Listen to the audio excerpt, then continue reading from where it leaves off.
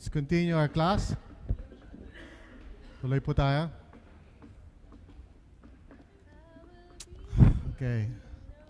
So, God is revealed. That's the second thing na gusto nating pag-usapan ngayon. God is revealed. Okay? Ano yung una kanina? God is real.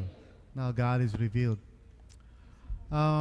It's very important for us to understand yung concept na God is not discovered by us.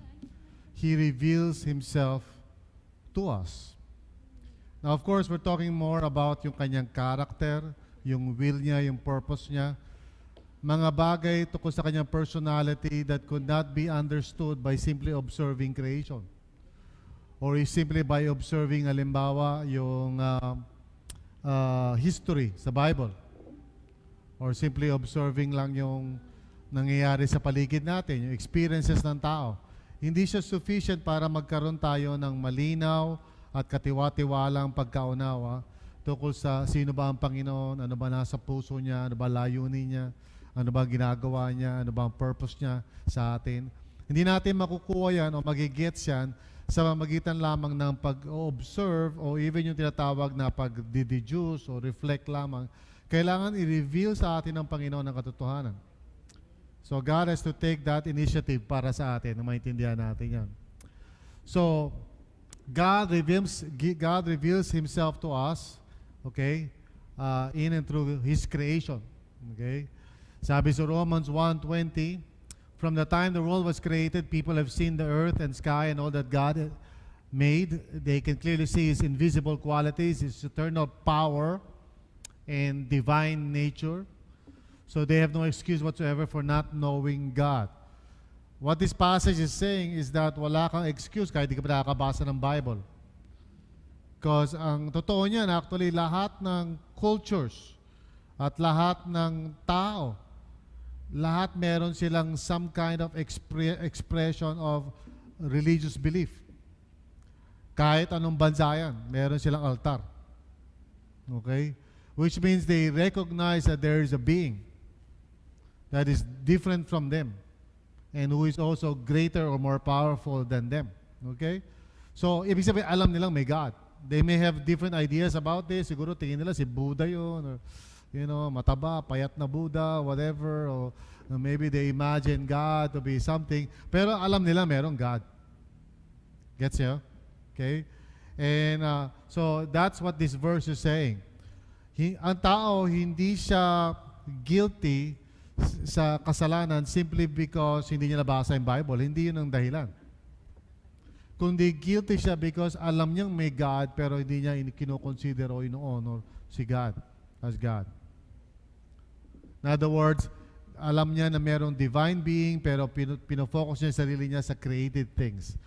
So nagwo-worship siya ng creation rather than creator. Yan ang problema sa tao. Hindi yung hindi niya pakilala si Jesus.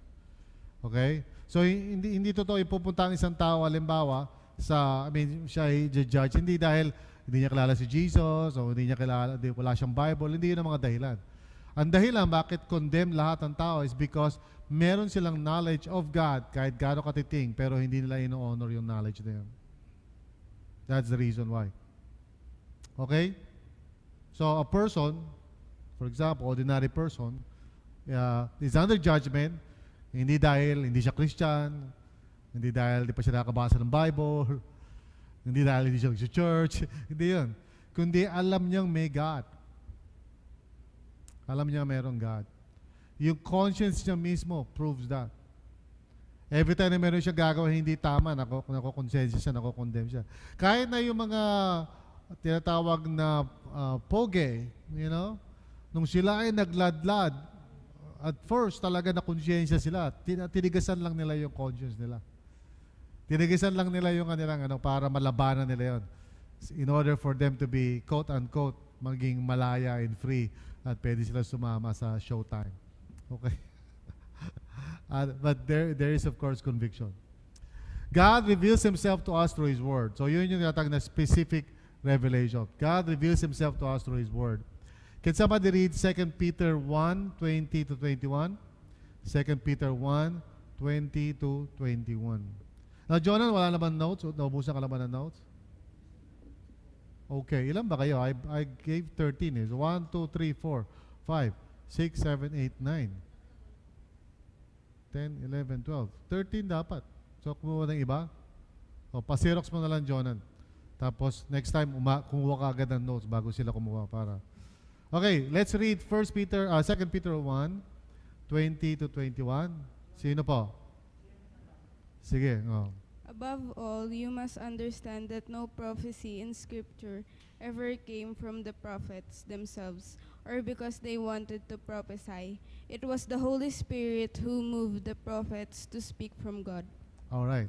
So, yan yung tinatawag na revelation and inspiration. Revelation would be God revealing Himself. And inspiration would be the process kung paano niya nire-reveal yung sarili niya through people. Ang tawag doon, inspiration. Okay? Hindi yung parang, wow, na-inspire ako. Hindi ganun ibig sabihin ng inspiration. Okay? Ang ibig sabihin, sa theology, ibig sabihin ng inspiration, kung paano nag-move yung Holy Spirit sa isang tao in order na yung tao na yun would write down the very things that God wants him to write down. So yung whole process na yun of being inspired, okay, by the Holy Spirit to write Scripture such that ang resulta is the written Word of God na walang mali at hindi pwede magkamali. Ano? Infallible, saka inerrant. So, God reveals Himself to us through His Son. So, ito yung ika nga sabihin natin, pinakamatindi sa lahat. God reveals Himself to us through His Son. Let's read John 1:18. It's in your notes, di ba? God reveals Himself through His Son. To us through His Son. John 1:18, no one has seen God at any time, the only begotten God, who is in the bosom of the Father, He has explained Him. Amen. He has explained Him. O yung word na explain Him is actually exegesis. You know, Jesus has exegeted the Father. So kung gusto natin malaman talaga who the Father is, we have to listen to the Son. Okay? There's another text, 1 John 5:20. Can somebody read that? 1 John 5:20. Sino na? Sige. Jesus came to give us understanding, 1 John 5:20. Jesus chose to reveal the Father to us at Matthew 11 verse 27. Hindi mo binabasa yung verse. Binabasa mo yung nakasulat na notes. Okay? Yung verse, babasahin natin yung verse. 1 John 5 verse 20. Yeah.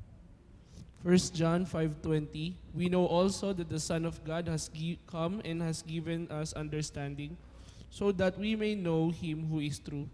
And we are in Him who is true, even in His Son, Jesus Christ. He is the true God and eternal life. Amen. Thank you. Okay? And then Matthew 11:27.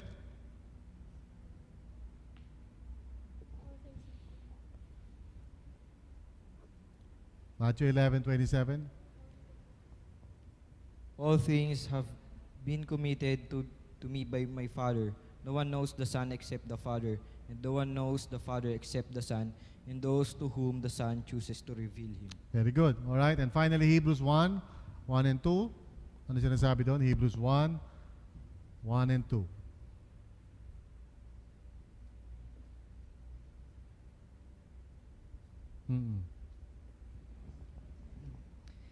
In the past, God spoke to our forefathers through the prophets at many times and in various ways. But in these last days, He has spoken to us by His Son, whom He appointed heir of all things, and through whom He made the universe. Amen. So, God has been speaking through the prophets, simula pa, through people, di ba, sa Old Testament, pero merong definitive na moment, decisive moment that God now speaks through His Son. So everything that the Son, Jesus, said and did and what happened, lahat, were all communication of God. God was speaking through all those things na nangyari in and through His Son. So He was, mismo yung Son is the Logos, the very Word of God. So He is the capital W, Word of God. No? He is the very word or expression or thoughts of God Himself in person. So everything that Jesus represents, who He is yung mga sinabi niya, ginawa niya, pati yung circumstances na kanyang life, everything, were all direct revelations of who God is and what He wants sa mundong ito. So there was a decisive revelation in the person of Jesus. Kaya we are all looking at Jesus to point us to the reality of God and to know God. If anyone has seen me, sabi ni Jesus, he has seen the Father. So He is the way, the truth, and the life. Okay? So alam natin na si Jesus is the ultimate revelation of God so that we may know Him who is true. So praise the Lord. And then lastly, God is relational. God is relational. Now, this is the most important aspect itong lesson natin tonight. We have talked about that God is real, and I'm sure all of you believe that. And then pangalawa, that God is revealed to us, di ba? Through creation, through the Word, and most especially through His Son. Pero ngayon, let's understand this. God is relational because this is what God has basically revealed to us through His Son. May mga iba't ibang popular ideas o may mga kaisipan ng mga tao about God na hindi totoo, pero ika nga common paniniwala but not true. For example, the popular idea is that God is distant, na kailangan natin abutin, o malayo siya, na kailangan natin na may tagapamagitan sa atin, o hindi natin malalaman ang Panginoon. But the truth is, God is near. Diba? Yun ang truth. Alright? That God is near. Another popular idea is that God watches our actions from afar. Para nag-oobserba lang si Lord.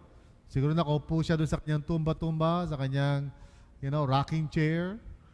Pinapanood lang tayo.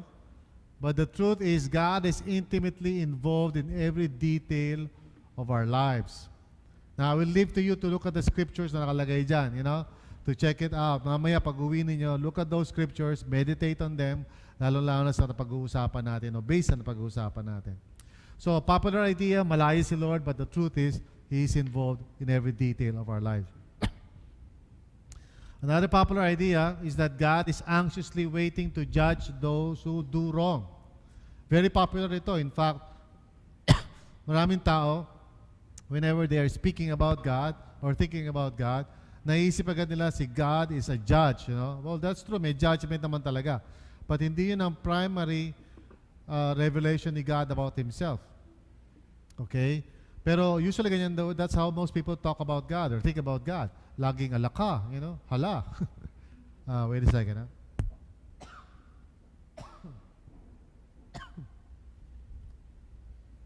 Yan. Medyo inubo ako, Samid. Sana ako. The truth is, God is waiting to forgive all who ask. Yun ang truth. Mas gusto ng Panginoon really to reconcile with us or to reconcile us with Him. Yun ang katotohanan. Rather than parang gusto niya mag-judge. Where do we see this? We see this primarily through Jesus. Di ba? Sabi ni Jesus, for God to love the world, that He gave His only begotten Son. Di ba? That whosoever shall believe in Him shall not perish but have everlasting life. Hindi kalooban ng Panginoon na mga tao ay ma-judge. Hindi yun ang kanyang pakay. Ang pakay niya is for people to be saved. Okay? Now, another popular idea. Sorry. Sasamid ako. Sorry, internet viewers, kung meron man. God is either powerless against or doesn't care about much of the evil in the world.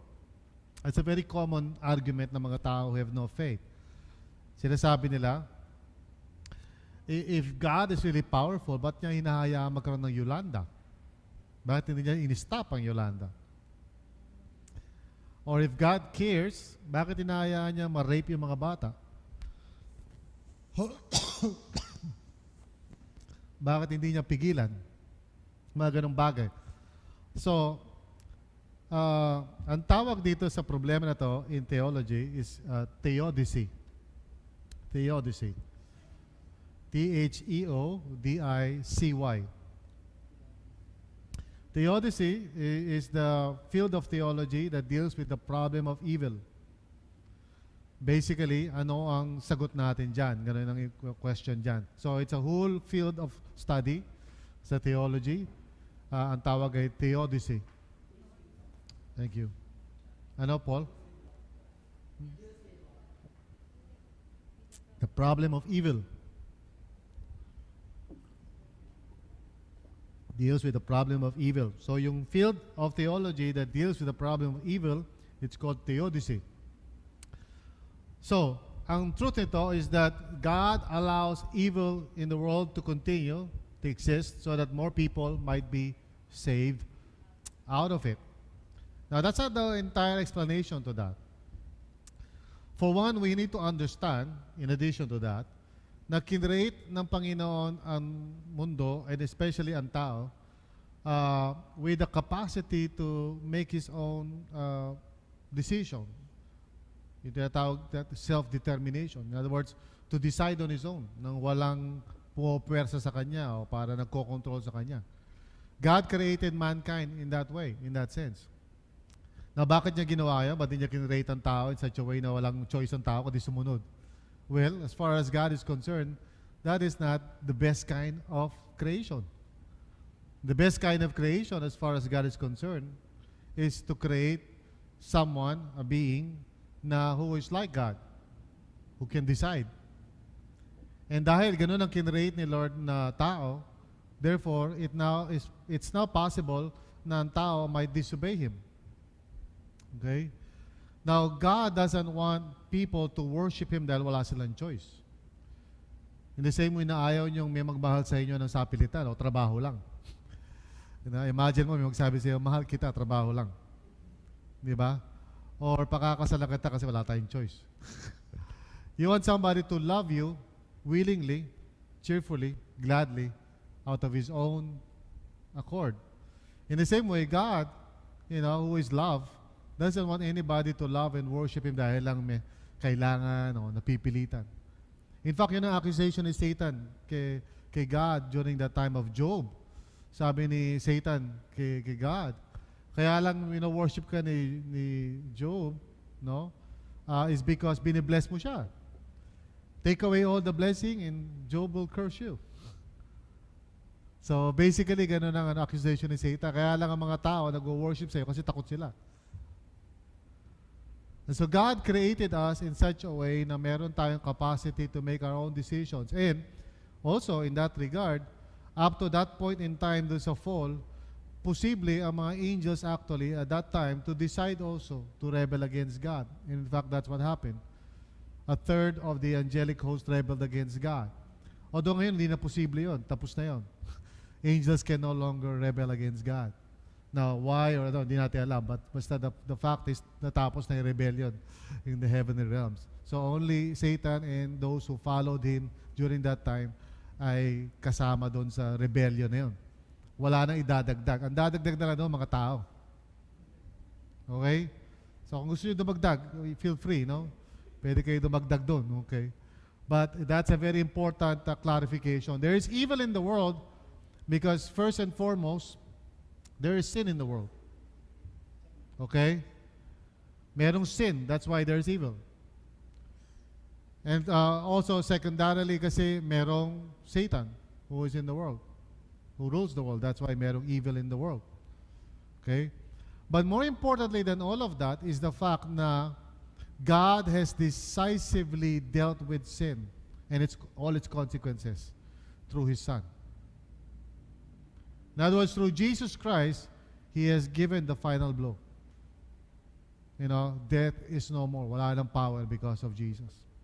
Sin has no more power because of Jesus. Everything that Satan has tried to do was broken at the time of Jesus' death and resurrection on the cross.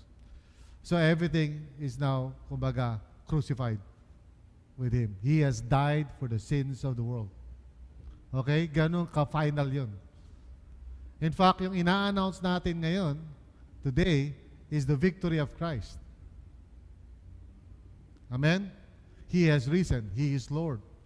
Hindi yung para nakikipag-away pa tayo, parang kumbaga Star Wars, naglalaban ng pa yung Dark Force and, you know, parang, you know, kumbaga parang may katunggali pa si Lord, hindi natin wala kung anong ending nito, hindi ganun. No, ang tawag sa theology na yan, dualism. Na para bang equal yung evil and good. You know. That's not the revelation of God in the Bible. The revelation of God in the Bible is that through the resurrection, God has decisively defeated Satan, sin, and death once and for all. Okay? Amen? No? So everything na nangyayari ngayon is basically mapping up operations. Kumbaga, nung sa World War II, nung nag-landing ang Allied forces sa Normandy, tapos na yung gera. Bagamat maraming pang laban, pero tapos na. Pag-landing nila doon, nung nagdatingan na yung mga barko nila doon, at na-occupy nila yung beachhead ng Normandy, no? That was already the end of World War II. Kasi kung di kayo marunong ng World War II, no? Di nyo alam, malay nyo ba rin, no? But just read that or watch National Geographic. It's very fascinating story. Kasi para ba nung nag-landing ang American forces sa Guadalcanal, you know, doon sa malayo pa sa Pilipinas, it's already the end of the Japanese occupation. Okay, panoodin nyo na lang yung Pacific o kaya Band of Brothers, you know, very good. Okay, fresh word na sa notes ninyo. Can somebody read that? Fresh word. Okay? Per paragraph tayo, one at a time. Sige, who's the first one? Basa. Kaya mahiya. Hindi nakakamatay magbasa. God is immanence. God is awesomely near to all of us. God is immanence? God's immanence. I'm sorry, Pastor. Yun. God's immanence. Oh. God is awesomely near to all of us. God is not beyond the farthest star. He is as near as our next heartbeat. He does not just watch us. He is with us. Okay, next word. So una, immanence. Pangalawang word. God's omnipresence. God is everywhere. Hindi God is omnipresence. God's omnipresence. Huwag nyo dadagdagan yung binabasa nyo. Pag nagbabasa kayo, kung ano yung nakasulat, yun lang basahin nyo. Huwag nyo dadagdagan ng word. Huwag nyo babawasan ng word. Okay. God is everywhere. Omni, all, plus present. His presence fills the universe. He is every place, all at once. So mga theology words yan. Omnipresence. So, next one. God's omniscience. God knows everything. He knows everything that has happened, it is happening, and will happen. He knows what I will think before I think it. Okay. God's omnipotence. God is almighty. He has the power to do anything He wants. Immediately. Sobrang so. Okay. Na according to His nature. Okay. Hindi yung God will just do anything He likes na parang unconditionally. No? Everything that God does, lahat ng ginagawa niya is always consistent to who He is. Okay? So, He cannot, for example, lie. Hindi siya pwede magsinungaling. So, pag sinabi mong God can do anything, well, yes, pero He cannot lie. It's impossible for God to lie. Bakit?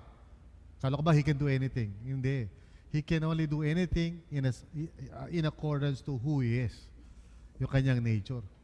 Nag-gets yun? Yun ang tamang theological understanding niyan. So, immanence has to do with yung closeness niya sa atin. Immanence. Kaya nga, Emmanuel. Which, by the way, ang spelling talaga ng Emmanuel is I, hindi E. So, palitan natin yung ating mga lyrics. Anyway. So, immanence, Emmanuel. Okay? Tapos, yung, actually, yung merong isang word na wala dyan, yung transcendence niya, which is yung God's uniqueness to with creation. In other words, bagamat immanent siya, siya ay transcendent. Immanent being malapit siya, pero transcendent means hindi siya dapat i-identify sa kanyang creation. Okay? So, bagamat malapit siya, hindi siya bato. So, kasi ang Hindu belief, for example, yung mga false religions, sinasabi nila na God is everywhere. For example, ibig sabihin yung bato mismo is God. So, ang tawag doon ay pantheism. God is in everything. No, that's not true. Okay? God is still God, uniquely God. distinct from His creation. So, transcendent siya. Yun ang term niyo, transcendence. Okay? Wala dyan, pero transcendent. Transcendence. Transcendence. Okay? Tapos yung mga words dyan, yung omnipresence niya, because He is Spirit, He's not bound by time. Although He works in time, di ba? Pero He's not bound by time. Yung 1,000 years is like a day sa Kanya. Di ba? So wala siyang parang limitation na parang, tagal naman, gano'n. He's always eternally present. Kaya nga pangalan niya is Yahweh, I am. Who I am, di ba? Or actually, I am what I need to be, okay? So, yung ibang words dyan, yung omnipotent, sinabi ko na sa inyo, yung omniscience niya is all-knowing, and yet it doesn't mean na porket alam niya what you're thinking, what you're going to do, na parang siya nag-determine kung ano yung gagawin mo. Ikaw pa rin ang pumipili, no? And yet He knows it. All possibilities in everything na gagawin mo. And so, some people would like to parang make a sort of limitation to that. Kasi, paano nga naman ikaw magiging free kung alam na ni Lord yung gagawin mo? So, in a way, parang na-predetermine niya na yung gagawin mo kasi alam niya eh. These are some of the theological questions na ginagrapple with ng mga theologians. But, hindi mo naman kinakailangan ipagawala yung dalawang idea na yun, The fact that God knows everything and then you are totally free is not parang sabihin natin na parang contradiction. You are totally free and yet God knows everything na gagawin mo. Okay? In other words, kahit na may gagawin kang masama, it does not stop Him from fulfilling His purpose in the end. In fact, only a God who is all-powerful can relate with a human being like you who's totally free. Now, tayo, siyempre, na-stress tayo doon. Dahil, if hindi ko alam kung anong gagawin mo, saka hindi ko kontrolado yung gagawin mo, malay ko kung anong gagawin mo. Di ba? So, ang tendency ng tao is to control. Right? Kaya yan ang human tendency lagi, to control. So, para masigurado natin na magiging maayos ang isang sistema, sitwasyon, kailangan natin mag-dictate o maging diktador. Kailangan natin kontrolin para masigurado natin na walang mangyayari na hindi natin gusto mangyayari. That's the human predicament. Di ba? Kaya nga tayo nai-stress halimbawa sa traffic kasi hindi mo makontrol yung traffic. Kaya ka nai-stress sa corruption kasi hindi mo makontrol yung corruption. Yung problema ng tao because we are finite. But God does not have that problem. Only God is all-powerful and He can do that. Okay? Cooperation? Well, yes and no. Yes and no yan. I mean, God will accomplish His will through your cooperation. Okay? Bahagi ka doon. You're part of the ano. There are certain things na hindi mangyayari sa mundo if you don't cooperate with God. Okay? May mga bagay na pag di mo pinag-pray, hindi mangyayari. But in the end, matutupad pa rin yung purpose niya. Okay? Pero yun sa intermediate, yung sa time frame natin, huwag kang maging parang, kasi Islamic view yun eh. Inshallah. You know, whatever will be, will be. Whatever will be, will be. Okay. No? Parang Muslim view yan, Islamic view yan. Eh kung gusto talaga ni Lord, di mangyayari? Ganon yan eh, di ba? Kung kami talaga, di kami. Di ba? Kung talaga para sa akin yung trabaho, hindi mapapa sa akin yan. Yun, ang Islamic view. Yun ang maring theology. Kung talagang binibigay sa akin ni Lord itong ano na to, mapapa sa akin yan, wala kang magagawa. That's wrong theology. You have a cooperation with God. Pag hindi ka nag-cooperate, di mangyayari yun. Okay? So, for example, tinatawag ka ni Lord. Di ba? May mga taong, mabibless mo kung sumunod ka sa Kanya. Pero pag hindi ka sumunod sa Kanya, hindi sila mabibless through you, through somebody else, but not through you anymore. Yeah. PB, may question po ako. Okay. Kasi po, naisip ko po, Mga theologian, nag-iisip eh. Di ba? yung idea po na, ito lang, i-share ko lang yung idea. What if, pwede bang totoo na yung decisions ng tao is, syempre iba-iba, di ba po? Tapos, every time na magde-decide ka ng isang bagay, at hindi yung isang bagay yung ginawa mo, somehow nababago yung future. Of course. So kumbaga, ang naisip ko lang po na yung sinasabi na before you think about it, God knows what you will think about. Meaning every time na nagde-decide yung mga tao, lagi nagbabago yung future, pero kahit anong mangyari, alam pa rin ni Lord yun. Yeah, in the end, He will succeed. Kahit anong pasikot-sikot pa lahat ng bagay na yan. You know, in the end, God's will and God's kingdom will prevail. Okay? Pero may mga consequences yung ginagawa mo ngayon dito. In fact, malinaw sa mga teaching ni Jesus na yung ginagawa mo dito ay merong kinalaman sa mangyayari in the future. Doon sa new heavens and new earth. Kung ano yung magiging role mo doon, it has something to do with what's happening right now. Lahat ng mga parables ni Lord clearly teaches that. You know, if you're faithful ngayon sa maliit na binibigay niya sa iyo, you will be entrusted with greater things. You will be rewarded pagdating mo doon. Hindi yung parang insignificant yung ginagawa mo rito para wala kinalaman doon. Hindi. May continuity yun. Whatever it is na ginagawa mo ngayon dito will affect the future. Okay? That's an amazing thing. In fact, pag naniniwala ka sa resurrection, all the more na dapat maging involved ka sa mission. Kasi you know precisely well na in the end, God's kingdom will prevail. So either itsapuera ka doon, yung sinasabi ni Paul na parang nando ka nga, pero parang kumbaga pinapagpag mo yung uso ka, may barbecue ka pa, you know, because you did not live your life here faithfully. Okay? So nando ka, say, follower ka ni Jesus, you believe the Lord, but you were unfaithful, you were unproductive, you were not effective, and you were here. You disobeyed God, so lahat na miss out mo. Pagdating mo doon, nando ka nga. I mean, you are part of the new heavens and the new creation, pero wala ka rewards. At wala ka ng chance to change that by that time. Okay? So, in charge ka na lang sa isang talipapa doon, sa sari-sari store doon. Wala ka nang aasahan. So, those who believe in the resurrection and those who believe in the renewal of all things, they live their lives right now with a sense of destiny and purpose. Alam nila lahat ang ginagawa nila may kinalaman sa future. Your labor in the Lord is never in vain. Okay? Amen? All right. So to sum it up, in a world in which people see God as unapproachable, the truth is that God is relational. No? God is relational. Ni-reveal sa atin ni Jesus most especially and you know, as we look at the list of popular ideas about God and the truths about God, dun sa mga sinabi ko mga popular things, alin dun yung talagang sa tingin nyo potentially damaging, okay? Doon sa mga popular beliefs na yon, yung parang matindi ang epekto pag pininiwalaan mo yung mga popular beliefs na yon. I stated that in the list.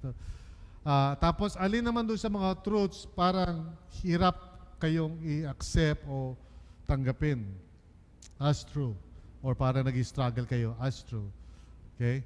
So, doon muna tayo doon sa popular beliefs. Alin doon sa mga popular beliefs ang parang nakikita natin na very damaging sa mga tao ngayon? Malaki ang consequences. Ha? We already looked at the popular beliefs. Ano na yung mga popular beliefs na yun? God is distant, ganyan-ganyan, blah, blah, blah. Di ba? So, alin doon sa mga popular beliefs na yun ang parang detrimental kung pinaniniwalaan ng isang taong hindi niya alam ang katotohanan? Recitation yan. Just tell me. May microphone kayo. Alin doon yung parang Go ahead. Sige. Pastor, ako po yung the popular, God is either powerless against or doesn't care about much of the evil in the world. Okay, bakit mo nasabing yan? Kasi Dangerous Pastor, yan. sa mga nangyayari, as we observe sa mga nangyayari ngayon, presently, yung mga, kudari, in the past few months, nakita natin yung damage na nangyari, yung calamities, tapos yung mga namatay, yung sufferings ng mga tao. Parang yung tao tend to think na God does not really care for them kasi hinayaang nangyari yung mga ganong bagay. Yeah. Parang He has no power to save them out from that incident sa buhay nila, Pastor. All right. In fact, lahat ng religions in the world, okay? Lahat ng religions in the world, yan ang pinaka matinding problema na kailangan ma-solve. Theodicy. So, how does Buddhism handle theodicy? Or the problem of evil, di ba? How does Islam handle the problem of evil? Lahat religions may explanation. sa problem of evil. Only Christianity or the biblical faith explains it the way na sinabi ko kanina, in a way that answers all issues about the problem of evil. Di ba? Kasi nga, God created free human beings, etc. Ang Islamic view is basically parang iba, ano? Kaya mundo, ano? Kasi, kumbaga, escapist. Karamihan sa mga religions, escapist ang view. In other words, itong mundo na to, madidilubyo na to lahat, wawasakin na to, kaya dapat wag na tayo rito, lilipad na tayo doon kung saan man tayo pupunta, sa paraiso, pasabugin na natin tayo, punta tayo sa, sa US Embassy, pasabugin natin yung sarili natin. Kasi pupunta tayo doon sa paradise, Only Christianity tells us and teaches that this world was created good. And God will redeem this world. All religions say this world is doomed to hell. In fact, some Christians think na ganun, na ang mundong ito parang napakasama, kaya ang gagawin ni Lord, tatanggalin tayo nito, ililipad tayo, hindi tayo na rapture. Okay? But that is not the teaching of Scriptures. Hindi rapture. Ang teaching ng Scripture, God will come down. And Jesus will renew everything. Okay? So nakakarinig kayo ng mga teaching na parang lilipad tayo, biglang mawawala tayo, yung iba nagmamaneho, biglang mawala sila, so dadalhin tayo doon sa, that's not the teaching of Scripture. The teaching of Scripture is that Jesus will come down, and He will be with us, and heaven will be united with earth. In fact, yung paradise is basically heaven and earth united. Wala nang veil. Right now, may veil. Right now, you do not see heaven. And throughout the Scriptures, makikita mo heaven, every now and then, nare-reveal yung heaven. Bigla mag-speak si Lord, bigla may angel, biglang, si Abraham, si angel, kausap niya, si Mary, biglang, behold, so bigla niya nakikita yung, yung heaven, moments of, God, by His power and grace, opens up the reality of heaven sa mga tao. And for one brief moment, nakikita nila, si Peter, si James and John, nandun sila sa mountain, and then God says, okay, opening time, and they see heaven, and Jesus, transformed before their eyes, and then nandun si Moses and si Elijah, so sabi ni Peter, parang, wow, dito na lang tayo, and then God closes heaven, Nung binabaptize si Jesus, God opens heaven, behold, this is my own dear son, listen to him, So there was this opening and closing of heaven, every now and then. Pero pagdating ng new creation, heaven opens up.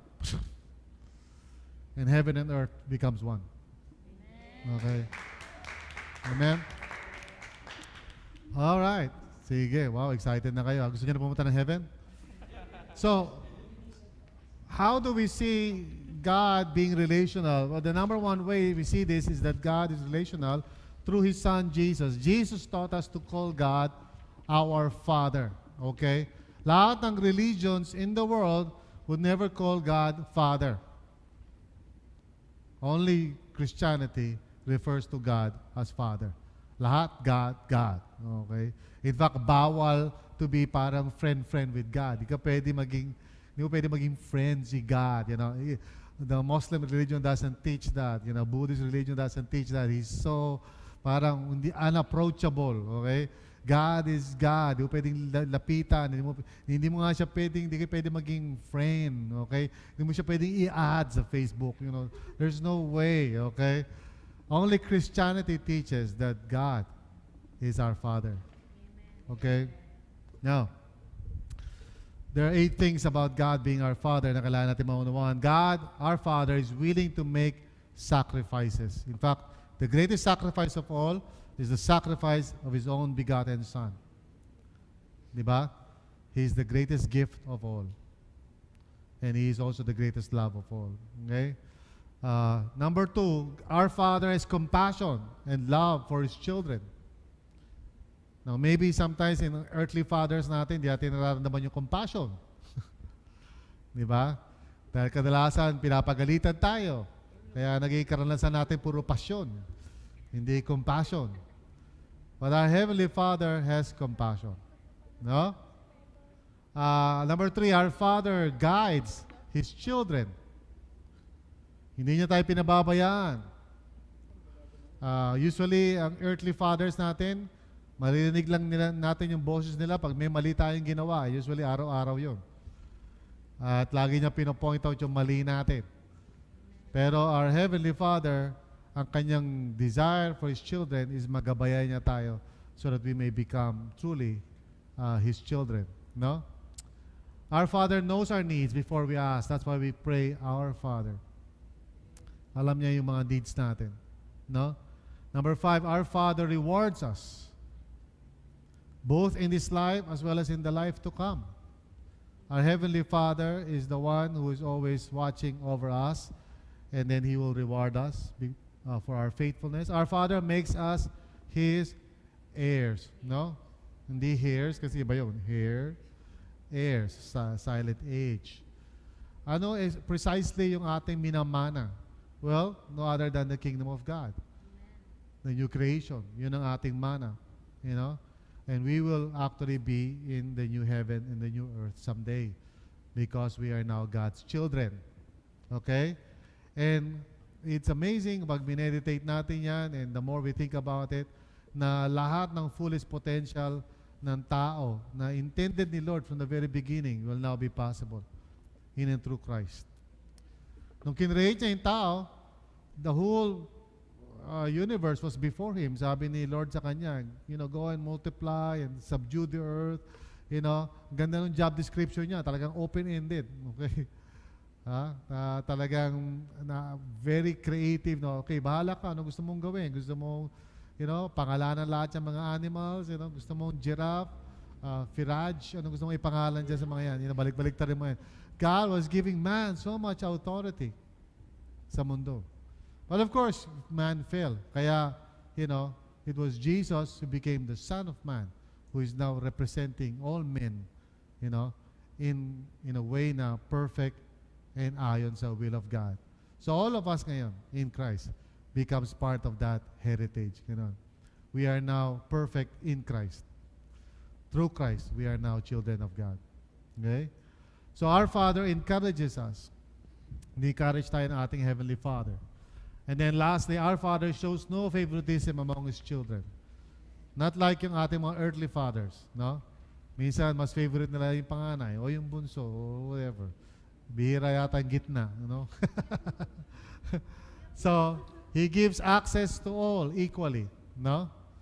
We can all come to the Father. Parang walang special. Kaya, unusual yung mga theology na parang kailangan dumaka ka pa kay Mary o kaya doon sa isang santo because we all have full access to God. Walang mga hierarchy in the kingdom of God na walang mas malakas kay Lord. So, si Pastor Bong hindi mas malakas kay Lord. You can pray to God as I pray to God and He will listen to your prayers as He listens to mine. Okay? So, pag may kaharap kayo na sitwasyon, may sakit, Huwag niyo akong tawagan. Hindi ako kailangan doon. You can actually pray to God on your own and God will hear your prayers. Okay? Naisip nyo kasi parang si Pastor, tawagin natin mas powerful siya. Hindi, dito to yun. Walang special access, Okay? He blesses all richly. Lahat. Binibless niya lahat. And He judges each person impartially. So God is, our Heavenly Father. So napakahalaga natin maunawaan yan. Jesus told us, anyone who has seen me has seen the Father. So kung gusto natin makilala ang ating Heavenly Father, ano ba ugali niya, what can we expect from God, anong klase bang pakikitungo meron siya sa atin, all we have to do is just look at Jesus, understand what He did, what He said, lahat yon, then we can understand who God is. Okay? So Jesus is the fullest revelation of the Father for us. Yan. So, meron tayong dito, key personal perspective dito sa inyong notes. And there are two basically prayers na nakasulat dyan. A prayer of someone na yung earthly father mo medyo negative. Okay? And then number 2, yung earthly father mo was very similar to your heavenly Father. So I want you to read both prayers. And then piliin nyo yung prayer that speaks most likely with your experience. And I want you to pray that prayer right now. Okay? You can stand up, go to a quiet place kung nahihiya kayo. But choose the prayer that best fits yung experience mo with your earthly father. So, for some of you, yung earthly father nyo hindi naging mabuting father. So probably yung first prayer ang ipipray mo. For others naman, yung earthly father nyo has been a good father. So would you just stand up, go to a quiet place, and then i-adapt nyo yung prayer na gusto ninyo and talk to your Heavenly Father. No? Based on yung actual experience nyo. I'll give you about 5 minutes or 10 minutes to do that. Sige. Our God who loves us, who is near to us,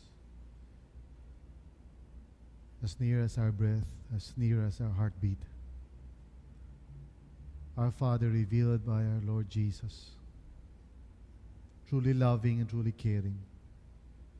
Panginoon, kung sakali man, Lord God, nang ilan sa amin dito nagkaroon ng negative experience sa aming mga earthly fathers, we thank you na hindi ka ganun. We thank you, Father, na you are not a father who neglects, not a father who harms, not a father who hates, not a father who hurts, but a father who loves us, a father who cares. Hindi isang ama na kinakalimutan ng mga anak, hindi isang ama na malupit, kundi isang ama na nagmamahal. Salamat, Panginoon, na nireveal mo sa amin to, Lord God, through your word, especially through your Son, and also in our daily lives, Panginoon. At kung ang aming mga earthly fathers naman, Lord God, ay naging mabuti at mabait, salamat, Lord, sapagkat nakatulong ito for us to believe that no matter how good our earthly fathers are, you're still better than any of them. Ikaw pa rin ang best dad of all. And we worship you, Heavenly Father, because of who you are. You have revealed to us, Panginoon, through your Son, our Lord Jesus, that you really care about us. What goes on sa buhay namin, what happens to us, kung ano yung mga nangyayari, Panginoon, at mangyayari pa lang. Thank you, Lord, that you have great and wonderful plans for us, na hindi mo kami iiwan o pababayaan, that you will always be here for us, at hindi lang yung Panginoon, na dadalhin mo kami sa iyong kaharian, and nothing can separate us from your love. Salamat, Panginoon, na we can be victorious, and we can rely on you, Heavenly Father, sa anumang mga sitwasyon na aming pinagdaraanan dito sa mundong ito. You are always near and you're always with us. Thank you, Father, for your goodness and mercy, Panginoon. We love you, Lord, and we praise you and we trust you. In Jesus' name, amen and amen. Hallelujah. So bilang last nating discussion, in this class, you only have a few minutes left, but what is it about God's love that most helps you to see Him as a perfect Father? How has God shown His love as a Father to you? And for some ideas, review the 8 ways God meets our needs by relating to us as a Father. So in your groups, would you talk about this, yung experience nyo of God being your Heavenly Father? Sa paanong paraan naging very real sa'yo that God is your Father or has become your Father, lalong-lalo na sa karanasan mo ngayon as a child of God. So, after you're done and you're finished, you can just close in prayer, pray for one another. I'll close right now in prayer pagtatapos natin, but please take some time to discuss itong question na to before you leave. Okay? So, Heavenly Father, maraming salamat po for this class tonight. Thank you for teaching us and revealing to us who you are, our Father in heaven, or our Father in the heavens, in the space before us, right here, right now. Our Father, salamat po, Panginoon. Thank you for giving us understanding, Panginoon. We're looking forward sa mga darating pa namin mga discussions tungkol dito. In Jesus' name, amen and amen. Sige po, take some time to just share and talk.